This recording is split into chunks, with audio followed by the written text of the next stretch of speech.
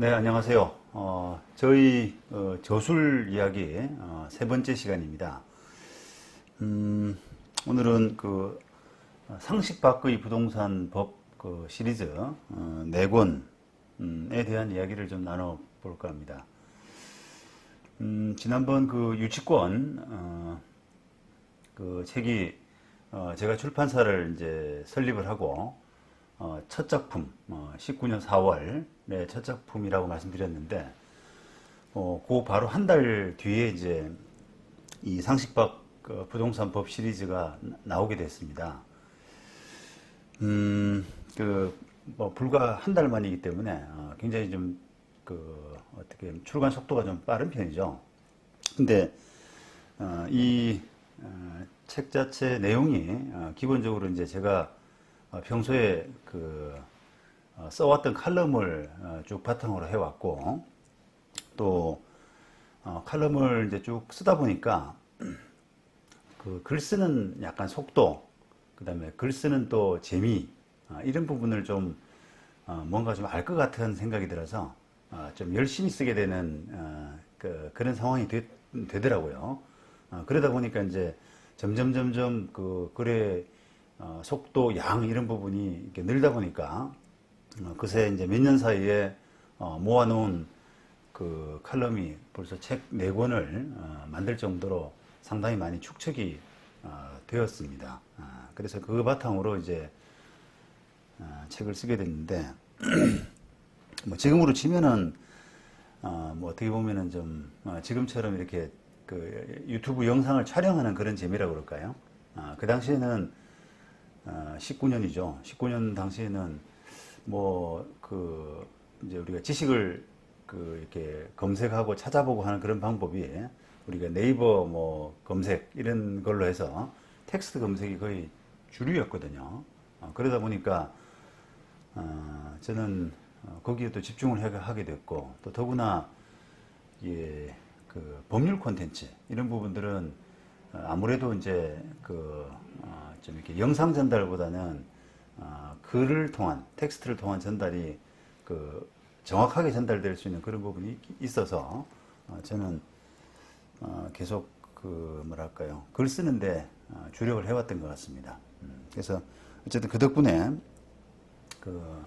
상당량의 이제 글이 만들어졌고, 또 책까지 이렇게 이어지는 그런 결과물을 얻게 됐는데, 자, 요 책입니다.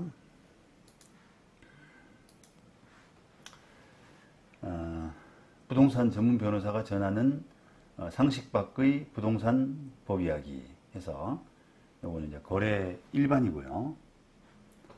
그 다음에 색깔만 좀 다르게 해가지고요.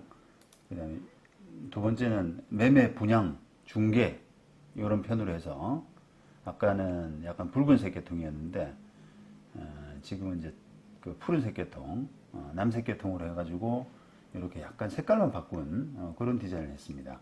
뭐 아주 어떻게 보면 원가를 절감을 했죠. 이 사진도 지난번 말씀드린 것처럼 휴렛 패커드 모델 하면서 받았던 사진 가지고 계속 이렇게 썼기 때문에 별로 제작 비용도 안 들었고요.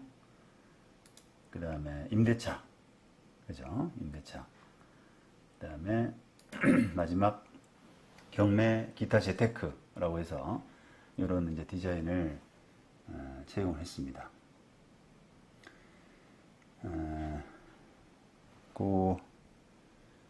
일단 제목이 조금 어떻게 보면 특이하죠. 상식 밖의 부동산 법 이야기, 이런 제목을 했는데, 제가 이제 글을 써보면서 부동산 법에 대해서 이제 칼럼을 쭉 쓰면서 뭐랄까, 저도 이렇게 새로 알게 된 이거 참 뜻밖이다라고 하는 그런 지식들이 꽤나 많이 있더라고요. 물론 이제 그때는 저도 이제 조금 지식이 일천할 때라서 이제 배우는 과정이었기 때문에 좀 그럴 수도 있겠습니다만, 우리가 생각했던 거하고 참 지식, 이론 이런 부분들이 다른 때가 많아요. 그래서 그걸 이제 문득문득 깨닫고 저도 깜짝깜짝 놀랄 때가 있는데, 그런 부분을 반영을 해서 상식 바뀌다라고 하는 부동산 법 이론을 그 좀 상식 바뀌다라고 하는, 그러니까 사람들이 많이 우리가 그 생각은 해오고 경험하고 하지만 또 법 이론은 조금 다를 수 있는 이런 부분들 위주로 글을 썼다. 그래서 그게 제목이 되었던 것 같습니다. 지금 봐도 그 제목을 좀 잘 지었던 것 같고요. 그 내용을 잠깐 한번 보실게요. 자, 요게 이제 거래 일반인데요. 자, 거래 일반인데요. 요게 이제 우리가 인쇄 들어가기 전에 요게 그 인쇄소에서 편집해가지고 마지막 저한테 이제 보내준 뭐랄까 이렇게 인쇄판이라 그럴까요? 그런 요런 정도로 책이 인쇄된다라고 하는 부분을 마지막 보여준 그런 내용입니다. 목차가 1절 계약 체결 신중하게 해야 라고 해서 한 8개 정도 칼럼으로 했고, 그 다음에 위임관계 확인, 그러니까 이게 거래 일반이기 때문에 그 매매든 임대차든 또 뭐 교환이든 뭐 등등 이런 관계에서 일어날 수 있는 일반적인 계약 문제, 이런 부분들을 이제 다룬 거라 그 계약 체결에 신중하자, 그리고 위임 관계 확인도 잘 따져보자, 뭐 이런 내용들이죠. 추상적인 내용들이죠. 그 다음에 계약을 위반하게 되면 손해배상 문제가 어떻게 발생하느냐, 그 다음에 계약금, 계약에 따른 수수되는 계약금에 대한 이해, 그 다음에 동시행 문제, 그 다음에 법 위반은 좀 자제돼야 되는, 계약을 할 때 탈법, 위법 이런 부분들이 굉장히 횡행하고 있는데 이런 부분들이 결코 바람직하지 않다라는 그런 이야기들. 그 다음에 권리행사가 장기간 방치되는 이런 부분들은 위험할 수 있다. 뭐 시효 이런 문제죠. 이런 것들을 중심으로 이제 쭉 다뤘습니다. 이게 이제 거래 일반이라고 하는 제목으로 했고요. 그 다음에 아까 매매 분양 중개 관련돼서는 1장은 매매, 그래서 소유자 사칭하는 매매 범죄, 그 다음에 매매할 때 임대 수익을 속이는 경우 이런 등등, 그다음에 분양할 때 분양 광고의 문제점, 그다음 분양 회사가 어떤 농간을 벌이는지, 그 다음에 분양 과정에서 약속했던 것들이 실현되지 못할 때, 그리고 그 상가 관련된, 분양 관련된 이게 불공정 약관들, 이런 부분들, 신결례를 좀 소개를 했습니다. 그리고 부동산 중개 과정에서 중개업자의 확인 설명 의무 범위, 그 다음에 중개 보수, 그 다음에 기타 쟁점들 위주로 이제 했고요. 그 다음 세 번째는 그 임대차 문제인데요. 이게 가짜 임대인, 임대차 계약을 하는데 그 임대인인 것처럼, 집주인인 것처럼 이렇게 행세하는 가짜 임대인, 이런 걸 조심하라. 그 다음에 뭐 임대차 계약에 적절하게 체결돼야 될 중요성, 그 다음에 임차인의 대항력, 그 다음에 미등기 건물 임차할 때 유의할 점, 그 다음에 임대차 계약의 부수에서 발생하는 권리금 계약의 쟁점들, 그 다음에 상가금리 임대차 보호법상 쟁점들, 그리고 임차인 명도 문제 등등 재소전 화해까지 이렇게 포괄적으로 다루었습니다. 아무래도 칼럼 양이 굉장히 많이 쌓였다는 걸 느낄 수가 있죠. 자, 그리고 마지막으로 네 번은 사고는 경매 관련된 문제인데요. 경매와 대항력, 유치권, 그 다음에 법정지상권, 공유 지분, 그 다음에 기타 경매 쟁점, 이렇게 해서 경매 여러 가지 쟁점들을 한번 다루어 봤습니다. 네. 이렇게 해서 이제 내용은 우리 편집하고, 뭐 편집은 역시 마찬가지로 그 한글 편집이라 별로 어려운 점은 없었고요.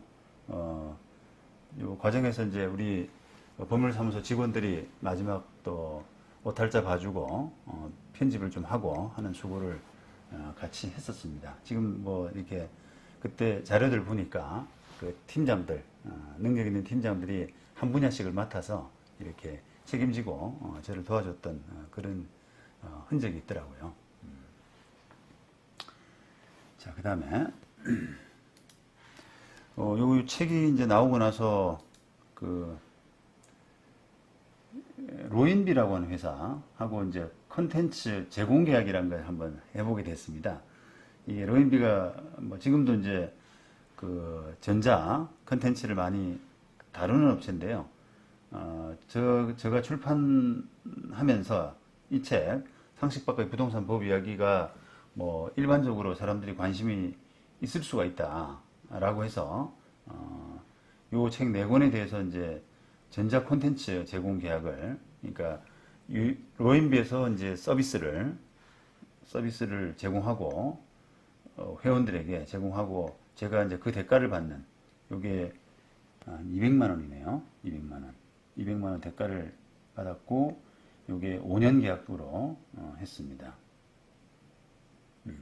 그래서 이게 어찌 보면 꼭 그 책이라는 게 수입이 책을 팔아서 어떤 인쇄 나오는 그런 수입뿐 아니라 이렇게 그 이제 전자 컨텐츠 형식으로 이렇게 해서 그 돈을 벌 수도 있구나라고 하는 그런 경험도 좀 하게 됐어요. 자, 그다음에 제가 그 썼던 그 몰입말을 보니까 그 여러 가지 이제 생각들이 많이 나와서 여러분들한테 몰입말을 한번 보여드리려고 그러는데 이게 이제 그 상식박 그 부동산법 이야기 몰입말인데요. 여기 제 그때 쓰면서 그 솔직한 감정들이 많이 나타나 있더라고요. 제가 이제 2006년 중반기부터 2007년 하반기 정도까지 해서 1년 조금 넘은 기간, 1년 6개월간 방송 진행 일을 했었습니다. 그 한국경제TV, 한경와우TV라고 하죠. 거기에 이제 한 월화수목 나흘간 그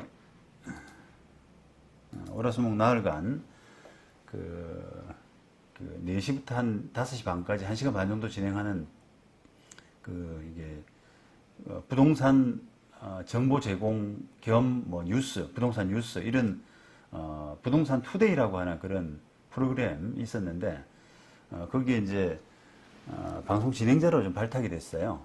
그래서 저로서도 굉장히 그 조금 뭐 신선한 경험이 될 것으로 생각하고 저는 이제 그 수락을 했는데 이게 방송이 생각보다 참 어렵고 그때 스트레스를 굉장히 많이 받았던 왜냐면 그게 뭐 변호사가 돈을 벌기 위해서 사실 뭐 방송 일을 하는 건 아니잖아요. 단 이제 변호사로서 어떤 그 대외적으로 알려지고 그다음에 그 하는 그런 이제 부가적인 부분을 바라보고 이제 방송 일을 하는 것인데 오히려 이제 글을 쓸 때는 이게 제가 뭐랄까 제가 가진 실력 이상으로 제가 만약에 한 뭐 50을 가졌다라고 하면 기존 지식이 글 쓰고 고민하고 하면서 판례를 찾고 뭐 교과서를 찾고 그다음에 또 주변에 법조인들하고 상의도 해가면서 이렇게 해서 그 제 가진 50%에다가 나머지 50%를 더 얹어서 이렇게 100을 보여주는 그런 과정이라 어찌 보면은 글 쓰여져 있는 부분들이 제가 가진 이상을 보여주는 좀 저를 좋게 보일 수 있는 그런 과정이라면 이게 방송은 그렇지 않더라고요. 저는 이제 그럴 것으로 생각을 하고 방송을 시작했는데 이게 마침 또 생방송이다 보니까 어떻게 걸러낼 수가 없어요. 실수를. 그래서 방송 준비를 한다고는 했습니다만 이게 이제 그때그때 어떤 그 순발력이라든지 이제 그 방송 진행의 어떤 매끄러움 이런 부분들이 좀 필요한 그런 작업인데, 저는 그 당시 뭐 그렇게 무슨 자신감이 있었는지, 부동산 전문 변호사로서 한 10년 이상을 해왔으니까, 부동산 뉴스 정도는 또 약간 훈련되면 할 수 있지 않을까. 이런 약간 어떤 근거 없는 자신감, 있었던 것 같아요. 근데 아니야 다를까 이제 카메라에 대한 부담 이런 부분들이 생각보다 컸고, 그래서 제가 이게 사람들을 평소에 이제 뭐 편안하게 뭐 만나서 대화하고 또 심지어는 뭐 강의 나가서 이렇게 강의 나가서 이야기하고 하는 그런 것보다도 방송은 훨씬 어려웠습니다. 막 이게 생각이 막 꼬이게 되고 우리가 얼어버린다 그러잖아요. 그런 현상들이 좀 자주 일어나서 너무 이렇게 걸러지지 않은 저보다도 훨씬 실제보다도 훨씬 못한 그런 모습들이 이제 방송에 막 나가게 되니까 너무 스트레스를 받아서 애를 먹었던 그런 기억이 있습니다. 게다가 이제 그게 뭐랄까 시간 자체가 너무 많이 잡아먹는 이게 한국경제TV가 뭐 지금도 이제 있는지는 제가 잘 모르겠는데요. 영등포 여의도 건너편 영등포 쪽에 있었는데 이 서초동에서 이제 영등포까지 가려 그러면 기본적으로 이제 1시간을 소비해야 되고, 그다음 또 거기서 이제 방송 준비하는 시간도 최소한 한 30분 정도는 해야 되고요. 그러다 보니까 오후 뭐 2시 반 뭐 이런 정도는 출발을 해야 되거든요. 그러다 보니까 이제 오후 재판 이런 부분들도 상당히 빠듯하고 재판 조정하는 이런 부분도 어려웠고, 상당히 이제 저 입장에서는 많은 시간을 할애해서 방송을 했는데 결과물은 기대치 이하기 때문에 너무 이제 실망스러웠던 거죠. 그래서 오죽했으면 제가 주변 사람들한테 농담으로 그 당시에는 제가 또 약간 공직자에 대한 어떤 꿈 이런 부분이 좀 있었어요. 그래서 공직을 한번 좀 해보고 싶어서 이제 부동산 전문 공직이죠. 그런 부분을 해보고 싶어서 부동산 취득 같은 거 이런 부분도 좀 자제하고 좀 어떤 모범이 될 수 있도록 그렇게 지내왔었는데 제가 이제 공직자가 만약에 된다면 제일 먼저 해야 될 1호 어떤 공약, 제 나름대로 제일 하고 싶었던 권력을 한번 휘두르고 싶었던 그런 부분이 이 한경와우 TV 방송 진행자 방송 테이프를 폐기하는 그런 생각을 할 정도로 너무 이렇게 저 입장에서는 좀 흑역사였습니다. 그래서 방송 마칠 때도 이제 내 다시는 방송을 안 하겠다. 어떤 초빙이 오고 제의가 오더라도 안 하겠다라고 이렇게 씁쓸하게 나름 이게 방송 정리도 하고 이렇게 했는데 그게 이제 그 뒤로 실제로 뭐 방송 진행 같은 거, 뭐 방송 패널로 참여하고 인터뷰하고 이런 것들은 뭐 자주 합니다만은 방송 진행을 제의도 않았었고 제가 제의가 왔더라도 하진 않았을 것 같아요. 그런데 지금 생각해 보면은 지금 이제 이런 촬영을 하고 있는 이런 시간들도 좀 어떻게 보면 제 입장에서는 굉장히 예전에 그러니까 10년 전에 저 모습보다는 훨씬 더 이렇게 세련된 사람으로 지금 앉아 있는 거거든요. 방송도 편안하고 이렇게 아무도 없는 자리에 이렇게 카메라를 바라보면서 편안하게 웃으면서 이야기할 수 있는 이런 부분들도 어찌 보면 이제 그때 뭐랄까요, 생고생 이런 부분이 좀 바탕이 되지 않았을까. 워낙 그때 뭐 스튜디오에 강한 불빛들 이런 부분들이 부담스러웠던 거죠. 공개적으로 막 실시간으로 방송이 나가고 하는 그런 부분에 실수해서는 안 된다. 뭐 이런 부담감 때문에 그때 워낙 고생을 많이 해서 그때 잘해보려고 했던 노력들. 결과적으로 이게 방송 마칠 때쯤 해서는 조금 이제 제가 이제 조금 하는구나라고 생각을 했을 정도니까 좀 잘해보자라고 했던 그런 노력들이 방송을 마치고 나서 지금 이제 유튜브 이렇게 넣고 하고 촬영하고 하는 그런 부분에서 지금 많이 도움이 되는 것 같습니다. 그래서 뭐 고생이란 게 어떤 뭐 헛된 고생은 없다, 그런 생각을 하고 있습니다. 자, 그래서 이제 그런 이야기를 지금 여기서 좀 하고 있는데요. 이 방송 일을 1년 6개월 정도 이렇게 고단하게 진행을 했기 때문에 그 책 저술할 엄두 이런 걸 못 내다가 그동안 쭉 칼럼으로만 조금씩 냈던 부분을 이렇게 모아서 한꺼번에 그 책을 내게 됐다. 그러다 보니까 많이 쌓인 내용이다 보니까 그 원고들도 많고 해서 주제가 유사한 글들 모아서 이렇게 네 권의 시리즈로 출판하게 됐다라는 이야기를 하고 있습니다.